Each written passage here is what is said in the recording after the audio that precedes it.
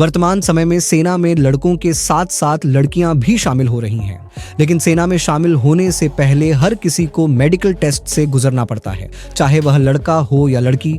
लेकिन यहाँ लड़कियों का मेडिकल टेस्ट विशेष रूप से यह देखने के लिए किया जाता है कि लड़की वर्जिन है या नहीं।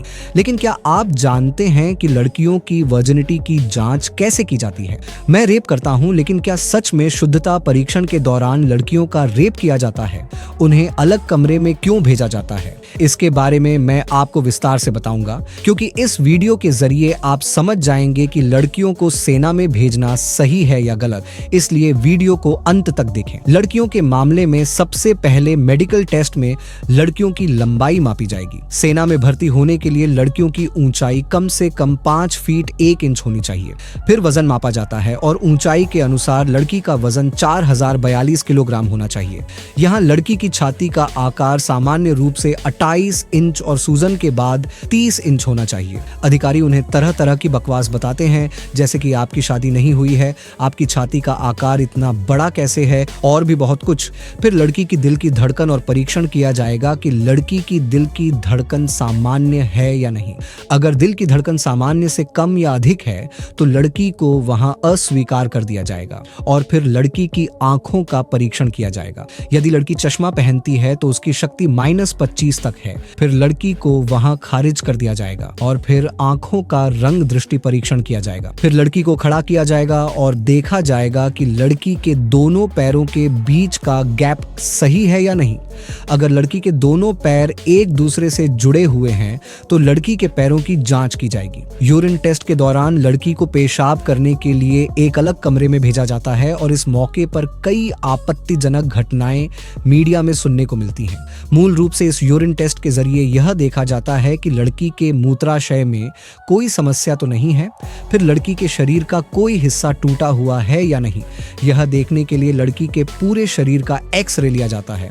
अगर कोई हिस्सा टूटा है तो लड़की को वहीं छोड़ दिया जाएगा। फिर लड़की का अल्ट्रासाउंड किया जाएगा और देखा जाएगा कि लड़की के ऊतक और अंग ठीक हैं। इस बार लड़की की सुनने की क्षमता की जांच की जाएगी कि लड़की ठीक से सुन सकती है या नहीं। लड़की के कान में कोई फोड़ा या बीमारी है तो उसे वहां से हटा दिया जाएगा। इसके बाद लड़की के शरीर के निशान, यानी शरीर के किसी हिस्से पर टैटू या ऑपरेशन का निशान है तो मान लीजिए कि लड़की पूरी तरह से नग्न है। अगर कोई नाक टूटी हो, नाक में कोई बीमारी हो तो लड़की को वहीं छोड़ दिया जाएगा। फिर लड़की के दांतों की जांच की जाएगी कि कहीं कोई दांत टूटा तो नहीं है या कोई दांत बदला तो नहीं गया है। गर्भवती हो जाती है या किसी दूसरे पुरुष के साथ यौन संबंध बनाती है और सेना में शामिल होने से पहले इस मामले को अच्छी तरह से देखा जाता है। इसलिए लड़की का अल्ट्रासाउंड और मूत्र परीक्षण किया जाएगा। अगर लड़की गर्भवती है तो उसे तुरंत बाहर कर दिया जाएगा।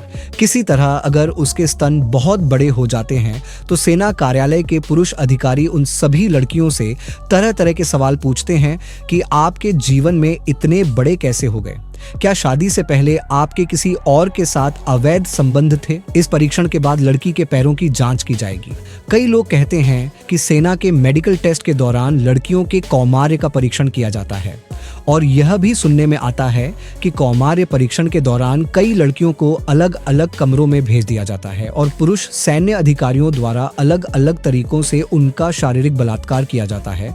लेकिन वास्तव में लड़कियों का कौमार्य परीक्षण नहीं किया जाता है और इस बात का कोई वास्तविक सबूत नहीं मिला है कि किसी लड़की के साथ बलात्कार किया गया है। अगर अधिकारी आपसे ऐसा सवाल पूछता है तो आपको तुरंत उस सवाल को टाल देना चाहिए, क्योंकि आपको अपनी इज्जत बचाने का पूरा अधिकार है। और अगर आप किसी तरह इस मामले में अपनी कमजोरी मान लेते हैं तो आपका कई तरह से फायदा उठाया जा सकता है, जैसा कि अलग अलग लड़कियों के साथ हुआ है।